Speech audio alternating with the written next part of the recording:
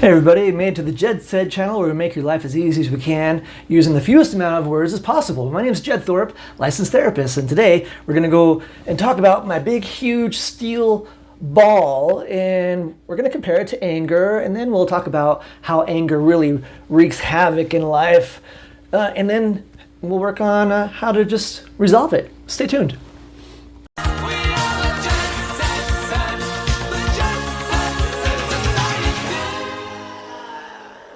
All right, welcome back.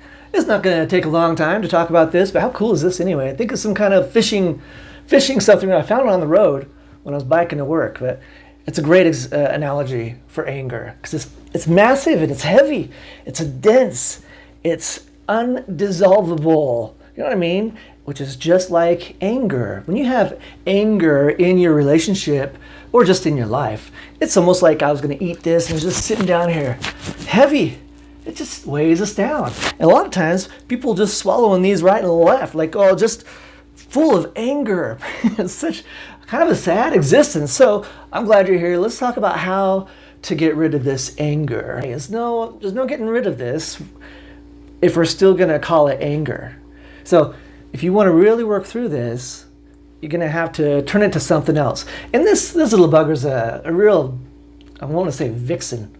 I don't even really know what Vixen is, but it's a real bugger because if you don't take care of this thing that's weighing you down deep inside your gut, what it'll do, especially if it's with somebody else, is it'll leak out and it looks like contempt, spite, passive aggressive. A lot of times it'll just leak out. It'll just toxify the relationships around you when you have this anger attachment. I'm just throwing this thing all over. It's just so heavy, so dense. So with anger, if you're going to get rid of it, but you're going to at least have to identify what anger is. So right there, when you're looking at anger, it's not the first emotion that you feel, it's the second emotion that you feel. It's called a secondary emotion. The first one we feel is either fear or hurt. But here's the thing with the whole anger, we don't like to feel fear or hurt. It's real vulnerable. Like we're exposing our soft bits to whatever. Like, I don't want to feel hurt. I don't want to feel afraid. So our caveman brains, our reptilian brains, if you want to call it that, what we'll do is we'll flip it right into anger, because anger is controllable. You can really manipulate people with anger, intimidation. You can scare people. It's a real powerful way to control people, and it's a great way to avoid the initial feelings of either sadness, hurt, or fear. And by the way, if you're on the road and you get angry, a lot of times you're thinking, holy guacamole, I just about died. There's that fear. Or you could say, I can't believe that person cut me off. Didn't they see me here?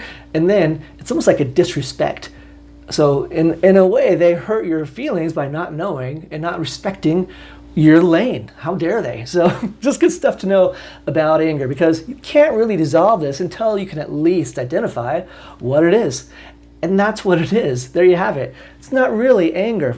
We turn it into anger just to make ourselves feel like we're in more control, when really it's fear or hurt. I guess I could have just said that initially, but man, this is a great little analogy. I like to throw this in my clients' hands when they're talking about anger. I'll be like, oh, you mean this? And then they'll catch it and they're like, oh my gosh, that is so dense and heavy. And then I'll say something like, yeah, how was it like carrying that around for all these years? And like, yeah, it's not fun. So that is the beginning steps of working through the anger. I hope you like that. Good little ditty.